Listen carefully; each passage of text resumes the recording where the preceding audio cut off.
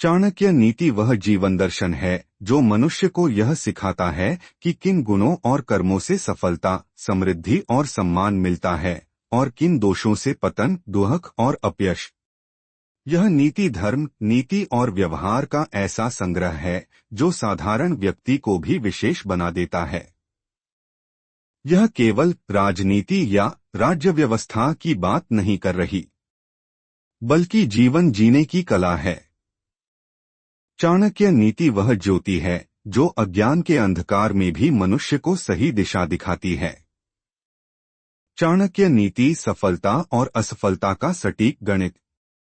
चाणक्य नीति केवल राजाओं की राजनीति नहीं, बल्कि हर इंसान के जीवन की सच्चाई है।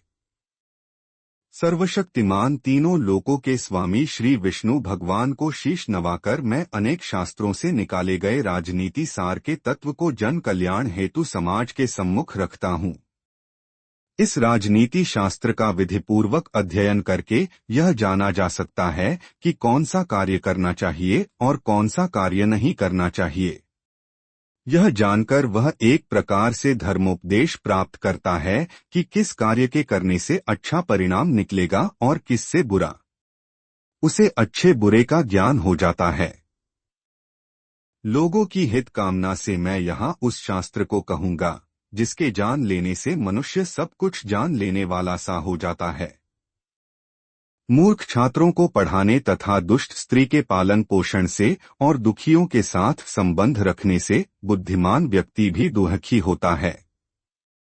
तात्पर्य यह कि मूर्ख शिष्य को कभी भी उपदेश नहीं देना चाहिए। पतित आचरण करने वाली स्त्री की संगति करना तथा दुखी मनुष्यों के साथ समागम करने से विद्वान तथा भले व्यक्ति को दुख ही उठाना पड़ता है। दुष्ट स्त्री, छल करने वाला मित्र, पलटकर कर तीखा जवाब देने वाला नौकर तथा जिस घर में सांप रहता हो उस घर में निवास करने वाले गृहस्वामी की मौत में संशय न करे, वह निश्चित मृत्यु को प्राप्त होता है। विपत्ति के समय काम आने वाले धन की रक्षा करे, धन से स्त्री की रक्षा करे और अपनी रक्षा धन और स्त्री से सदा करें।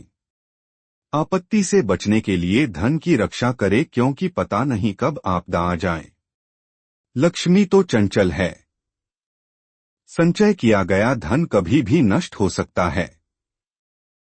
जिस देश में सम्मान नहीं, आजीविका के साधन नहीं, बंधु बांधव अर्थात परिवार नहीं और विद्या प्राप्त करने के साधन नहीं, वहां कभी नहीं रहना चाहिए।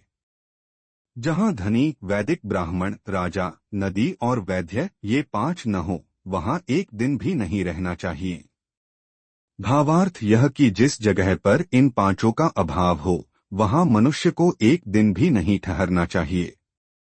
जहां जीविका, भय, लज्जा, चतुराई और त्याग की भावना ये पांचों न हो, वहां के लोगों का साथ कभी न करें। आपत्ति से बचने के लिए धन की रक्षा करे क्योंकि पता नहीं कब आपदा आ जाए। लक्ष्मी तो चंचल है, संचय किया गया धन कभी भी नष्ट हो सकता है।